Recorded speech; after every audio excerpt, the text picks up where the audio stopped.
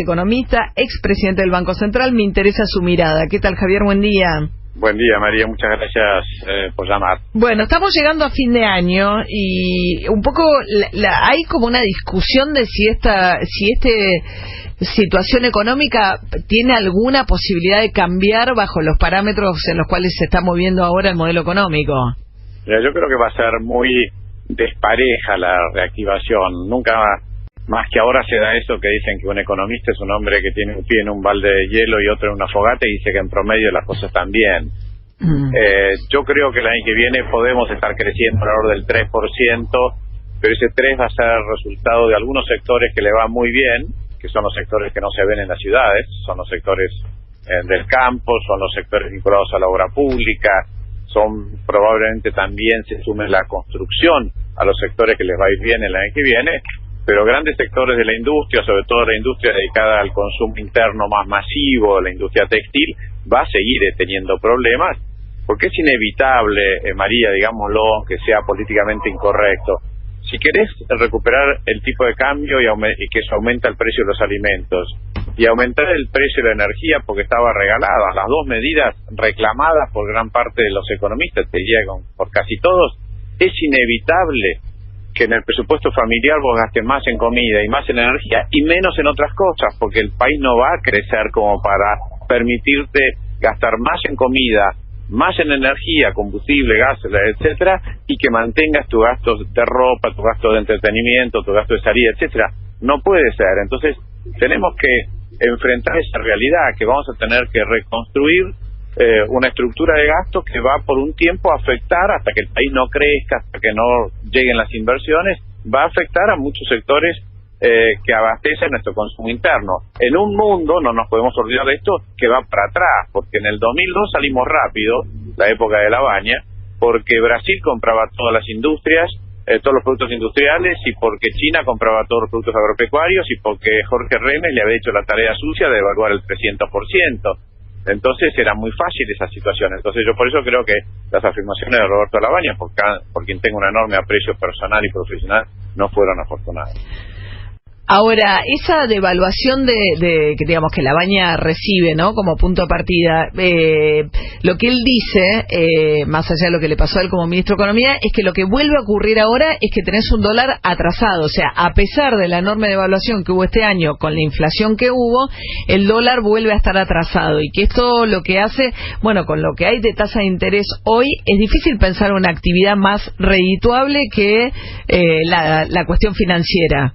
Yo comparto bastante de ese pronóstico, pero creo que es bastante inevitable, porque el dólar de Roberto Labaña puesto hoy, esos 3,50 pesos más o menos, de entonces sería 25. Si vos llevas el dólar a 25, este reclamo de las organizaciones sociales, multiplicarlo por 4, porque eso significa una caída del 30-40% del salario real. Entonces, política y socialmente no se puede hacer eso. Se pudo hacer en el 2001 porque veníamos de 3 años de recesión y la sociedad se aguantaba cualquier cosa, pero eso no se lo puede hacer hoy. Entonces, yo entiendo la lógica, pero vamos a tener que tener un tipo de cambio apreciado por un tiempo. Comparto plenamente con Roberto Labaña que a lo mejor si se bajase algo la tasa de interés se podría modificar un poco el tipo de cambio. No va a modificarse demasiado, pero se debería hacer eso sin ninguna duda. Yo no comparto esta política antiinflacionaria basada casi exclusivamente en una restricción monetaria.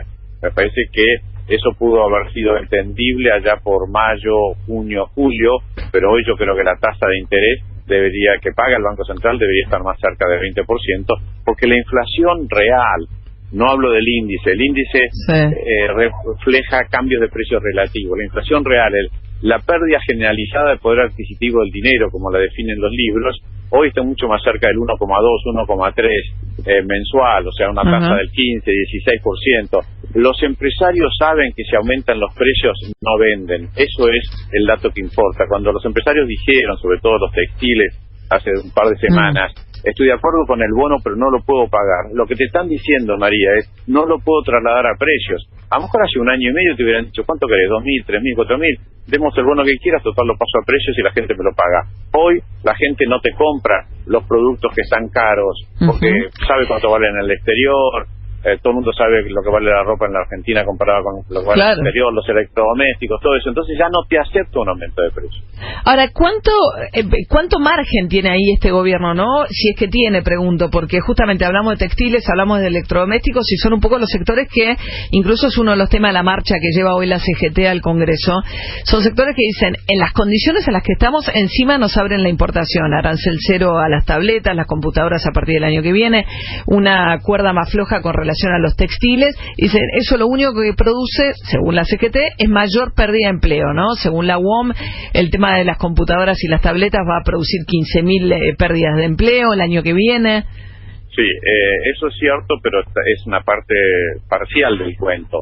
Tenemos que ver cuánto aumenta la productividad de todo el resto de las empresas porque incorporar computadoras más baratas. Es una cuenta bastante más complicada de hacer. Sí. Lo cierto es que cuando se habla de la falta de competitividad de grandes sectores de nuestra industria, de nuestra agroindustria, en parte esa falta de competitividad es porque las computadoras valen el doble que en el resto del mundo. Entonces, tenemos empleos peor pagos porque tienen mecanismos o productividades mucho menores que en otros países. Entonces, acá se choca el corto plazo con el largo plazo. Entonces, como casi siempre sucede, decisiones que son muy buenas en el largo plazo generan dolores de cabeza, dolores de parto, lo llamamos a veces, y esto genera una dificultad. Si la Argentina privilegia exclusivamente el corto plazo, entonces para eso hubiéramos dejado a los kirchneristas en el poder, que eran muy buenos haciendo eso, ¿no es cierto? Pero el tema es quién paga mientras tanto, porque uno ve, ¿no? Porque si uno, hay una recuperación del campo. De hecho, veía el otro día una estadística interesante que decía que las únicas provincias que crecieron son justamente Santa Fe, Córdoba, Buenos Aires, ¿no? Y también, recibieron algo más de coparticipación por el tema de la Corte, pero el tema de el campo, ¿no? Y el sector financiero. El sector financiero nunca estuvo mejor. Vos me sorprendés, volviendo de Rosario, estuve anoche en un acto de la Bolsa de Comercio de Rosario, de ROFEX, y claro, hay euforia porque han tenido un año muy bueno, hay un 30% de aumento del área sembrada, hay 25% de aumento de venta de cosechadores. Hay otra realidad además de esta, pero tenemos que entender que el mundo está muy complicado, entonces ya no se puede reactivar sobre la base de las exportaciones de auto a Brasil como fue en el 2002 al 2006. O sea, estamos pasando un momento difícil donde hay que optar. Yo creo que en general se están haciendo las cosas bien. No coincido con todo lo que se está haciendo. Señalamos el tema de la tasa de interés, pero el otro tema también es quién paga la cuenta. Porque uno dice, le bajaste las retenciones a la minería. Al campo no solamente le bajaste las retenciones, sino que también la devaluación lo favoreció, con lo cual el crecimiento, digamos, los beneficios con relación a lo que pasa con el resto como perdieron los planes sociales, por ejemplo, frente a la inflación. ¿Quién paga el mientras tanto? ¿Quién paga las cargas sociales del mientras tanto? Sería la pregunta. Bueno, el gobierno ha mantenido un gasto social enorme, lo ha aumentado las jubilaciones, ha aumentado los planes. Lo que pasa es que siempre quedan sectores insatisfechos y además está pasando de una política que era tremendamente clientelista, a vos te doy, a vos no, a una política mucho más general. Yo creo que el hecho de que tanto la izquierda, por usar una expresión simple, lo critica Macri, pero también la derecha lo critica. La ortodoxia económica le está diciendo, te volviste loco con el déficit fiscal que estás acumulando. No hacen nada en el gasto público. ¿Qué quieren que haga? ¿Que eche 200.000 empleados más? Es imposible. Entonces, yo lo que creo es que el gobierno ha elegido un camino intermedio, gradualista, donde no queda nadie totalmente satisfecho. Esta es la estricta realidad, porque cuando vos vas a las economías regionales, en la vitivinicultura no les alcanza el tipo de cambio, en el aceite... Además, claro, el campo es una realidad muy variada. Es injusto decir el campo y no ser más preciso, pues son realidades muy distintas y hay sectores que están padeciendo mucho. Los tambos siguen sufriendo, la actividad ganadera sigue sufriendo, entonces son quizás la soja y el maíz y el trigo, pero tampoco es que se están llenando de plata como hace 10 años atrás. Entonces, realmente yo creo que el gobierno está eligiendo un camino intermedio, también teniendo un objetivo político, porque yo he estado hace poco en el exterior hablando con más de 40 financistas o potenciales inversores en Argentina, y 9 de cada 10 preguntas tienen que ver sobre la política, porque nadie quiere invertir en este país porque no sabe si no vuelve el populismo dentro de 2 años. Entonces también esto es un problema. Recordemos que Macri tiene el estigma de ser el 5º presidente no peronista en 70 años, los otros 4 no terminaron su mandato. Entonces es obvio que tiene que también atender la cuestión política y preocuparse por hacer una muy buena elección el año que viene, porque si no se le derrumba todo el potencial que tiene un cambio de política como la que estamos viviendo. González Fraga, ¿qué tal? Jaime Rosenberg lo saluda. La pregunta un poco me la adelantó usted. ¿Cómo llega el gobierno a esa elección? A agosto y a octubre se lo deben estando preguntando también desde el gobierno, ¿no? Yo creo que llega no muy bien desde lo económico, porque va a haber alguna reactivación, pero creo que no la suficiente. Yo creo que muchos sectores van a seguir con problemas, a lo mejor dentro de varios meses, cuando se toman estas decisiones. Pero creo que no solo va a ser una elección basada en lo económico, sino también en lo político, en el diálogo, en la lucha contra la corrupción, en las reformas políticas, en toda esta capacidad que tiene el gobierno de enfrentar los temas con la verdad. Entonces yo creo que esto es muy importante. Y después yo creo, déjame que haga mi consejo a político, que lo doy en privado, lo doy en público. Yo creo que sería un error plantear la elección el año que viene como gobierno defendiendo lo actuado contra la oposición criticando lo actuado. El gobierno tendría que lograr que los candidatos sean tipo Lilita Carrió, tipo gente Ocaña, gente que esté cambiando el eje de la discusión, diciendo no, tenemos que profundizar esto luchando contra la mafia del juego, la mafia del narcotráfico, la mafia del fútbol, todo eso. O sea, si logramos Roberto Lavagna, que a lo mejor si se bajase algo la tasa de interés, se podría modificar un poco el tipo de cambio, no va a modificarse demasiado, pero se debería hacer eso sin ninguna duda. Yo no comparto esta política antiinflacionaria basada casi exclusivamente en una restricción monetaria. Me parece que eso pudo haber sido entendible allá por mayo, junio, julio, pero hoy yo creo que la tasa de interés que paga el Banco Central debería estar más cerca del 20%, porque la inflación real, no hablo del índice, el índice refleja cambios de precios relativos. La inflación real, la pérdida generalizada de poder adquisitivo del dinero, como la definen los libros, hoy está mucho más cerca del 1,2, 1,3 mensual, o sea, una tasa del 15, 16%. Los empresarios saben que si aumentan los precios no venden. Eso es el dato que importa. Cuando los empresarios dijeron, sobre todo los textiles, hace un par de semanas, estoy de acuerdo con el bono, pero no lo puedo pagar. Lo que te están diciendo, María, es no lo puedo trasladar a precios. A lo mejor hace un año y medio te hubieran dicho, ¿cuánto querés? 2.000, 3.000, 4.000. Demos el bono que quieras, total lo paso a precios y la gente me lo paga. Hoy la gente no te compra los productos que están caros porque sabe cuánto valen en el exterior. Todo el mundo sabe lo que vale la ropa en la Argentina comparada con lo que vale en el exterior, los electrodomésticos, todo eso. Entonces ya no te acepta un aumento de precios. Ahora, ¿cuánto margen tiene ahí este gobierno, no? Si es que tiene, pregunto, porque justamente hablamos de textiles, hablamos de electrodomésticos y son un poco los sectores que, incluso es uno de los temas de la marcha que lleva hoy la CGT al Congreso, son sectores que dicen, en las condiciones en las que estamos, encima nos abren la importación, arancel cero a las tabletas, las computadoras a partir del año que viene, una cuerda más floja con relación a los textiles, y dicen, eso lo único que produce, según la CGT. Tenemos que entender que el mundo está muy complicado, entonces ya no se puede reactivar sobre la base de las exportaciones de auto a Brasil como fue en el 2002 al 2006. O sea, estamos pasando un momento difícil donde hay que optar. Yo creo que en general se están haciendo las cosas bien. No coincido con todo lo que se está haciendo. Señalamos el tema de la tasa de interés, pero el otro tema también es quién paga la cuenta. Porque uno dice, le bajaste las retenciones a la minería, al campo no solamente le bajaste las retenciones, sino que también la devaluación lo favoreció, con lo cual el crecimiento, digamos, los beneficios con relación a lo que pasa con el resto como perdieron los planes sociales, por ejemplo, frente a la inflación. ¿Quién paga el mientras tanto? ¿Quién paga las cargas sociales del mientras tanto? Sería la pregunta. Bueno, el gobierno ha mantenido un gasto social enorme, lo ha aumentado las jubilaciones, ha aumentado los planes. Lo que pasa es que siempre quedan sectores insatisfechos y además está pasando de una política que era tremendamente clientelista, a vos te doy, a vos no, a una política mucho más general. Yo creo que el hecho de que tanto la izquierda, por usar una expresión simple, lo critica Macri, pero también la derecha lo critica. La ortodoxia económica le está diciendo, te volviste loco con el déficit fiscal que estás acumulando. No hacen nada en el gasto público. ¿Qué quieren que haga? ¿Que eche 200.000 empleados más?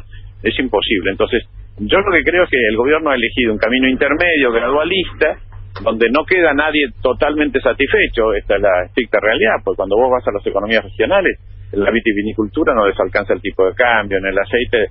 Además, claro, el campo es una realidad muy variada. Es injusto decir el campo y no ser más preciso, pues son realidades muy distintas y hay sectores que están padeciendo mucho. Los tambos siguen sufriendo, sí, claro. La actividad ganadera sigue sufriendo, entonces son quizás la soja y el maíz y una estructura de gastos que va por un tiempo a afectar hasta que el país no crezca, hasta que no lleguen las inversiones, va a afectar a muchos sectores que abastecen nuestro consumo interno. En un mundo, no nos podemos olvidar de esto, que va para atrás, porque en el 2002 salimos rápido, la época de la baña, porque Brasil compraba todas las industrias, todos los productos industriales, y porque China compraba todos los productos agropecuarios, y porque Jorge Remes le había hecho la tarea sucia de evaluar el 300%. Entonces era muy fácil esa situación. Entonces yo por eso creo que las afirmaciones de Roberto Labaña, por quien tengo un enorme aprecio personal y profesional, no fueron afortunadas.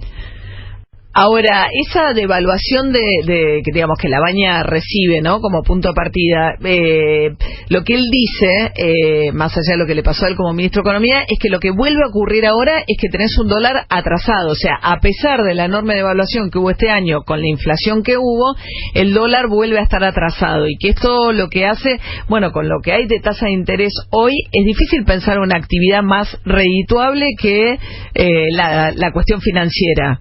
Yo comparto bastante de ese pronóstico, pero creo que es bastante inevitable, porque el dólar de Roberto Labaña puesto hoy, esos 3,50 pesos más o menos, de entonces sería 25. Si vos llevas el dólar a 25, este reclamo de las organizaciones sociales, multiplicarlo por 4, porque eso significa una caída del 30-40% del salario real. Entonces, política y socialmente no se puede hacer eso. Se pudo hacer en el 2001 porque veníamos de 3 años de recesión y la sociedad se aguantaba cualquier cosa, pero eso no se lo puede hacer hoy. Entonces, yo entiendo la lógica, pero vamos a tener que tener un tipo de cambio apreciado por un tiempo. Comparto plenamente. Economista, expresidente del Banco Central, me interesa su mirada. ¿Qué tal, Javier? Buen día. Buen día, María, muchas gracias por llamar. Bueno, estamos llegando a fin de año y un poco hay como una discusión de si esta situación económica tiene alguna posibilidad de cambiar bajo los parámetros en los cuales se está moviendo ahora el modelo económico. Mira, yo creo que va a ser muy despareja la reactivación. Nunca más que ahora se da eso que dicen que un economista es un hombre que tiene un pie en un balde de hielo y otro en una fogata y dice que en promedio las cosas están bien. Yo creo que el año que viene podemos estar creciendo alrededor del 3%, pero ese 3 va a ser resultado de algunos sectores que le va muy bien, que son los sectores que no se ven en las ciudades, son los sectores del campo, son los sectores vinculados a la obra pública, son probablemente también se sume la construcción a los sectores que les va a ir bien el año que viene, pero grandes sectores de la industria, sobre todo la industria dedicada al consumo interno más masivo, la industria textil, va a seguir teniendo problemas, porque es inevitable, María, digámoslo, que sea políticamente incorrecto. Si querés recuperar el tipo de cambio y que eso aumenta el precio de los alimentos, y aumentar el precio de la energía porque estaba regalada, las dos medidas reclamadas por gran parte de los economistas, te diría por casi todos, es inevitable que en el presupuesto familiar vos gastes más en comida y más en energía y menos en otras cosas, porque el país no va a crecer como para permitirte gastar más en comida, más en energía, combustible, gas, etcétera, y que mantengas tus gastos de ropa, tus gastos de entretenimiento, tus gastos de salida, etcétera. No puede ser. Entonces, tenemos que enfrentar esa realidad que vamos a tener que reconstruir. Que es mayor pérdida de empleo, ¿no? Según la UOM, el tema de las computadoras y las tabletas va a producir 15.000 pérdidas de empleo el año que viene. Sí, eso es cierto, pero es una parte parcial del cuento. Tenemos que ver cuánto aumenta la productividad de todo el resto de las empresas porque incorporar computadoras más baratas. Es una cuenta bastante más complicada de hacer. Sí. Lo cierto es que cuando se habla de la falta de competitividad de grandes sectores de nuestra industria, de nuestra agroindustria, en parte esa falta de competitividad es porque las computadoras valen el doble que en el resto del mundo. Entonces, tenemos empleos peor pagos porque tienen mecanismos o productividades mucho menores que en otros países. Entonces, acá se choca el corto plazo con el largo plazo. Entonces, como casi siempre sucede, decisiones que son muy buenas en el largo plazo generan dolores de cabeza, dolores de parto, lo llamamos a veces, y esto genera una dificultad. Si la Argentina privilegia exclusivamente el corto plazo, entonces para eso hubiéramos dejado a los kirchneristas en el poder, que eran muy buenos haciendo eso, ¿no es cierto? Pero el tema es quién paga mientras tanto, porque uno ve, bueno, ¿no? Porque si uno, hay una recuperación del campo. De hecho, veía el otro día una estadística interesante que decía que las únicas provincias que crecieron son justamente Santa Fe, Córdoba, Buenos Aires, ¿no? Y también, recibieron algo más de coparticipación por el tema de la Corte, pero el tema del campo, ¿no? Y el sector financiero. El sector financiero nunca estuvo mejor. Vos me sorprendés, volviendo de Rosario, estuve anoche en un acto de la Bolsa de Comercio de Rosario, de ROFEX, y claro, hay euforia porque han tenido un año muy bueno, hay un 30% de aumento del área sembrada, hay 25% de aumento de venta de cosechadores. Hay otra realidad, además de esta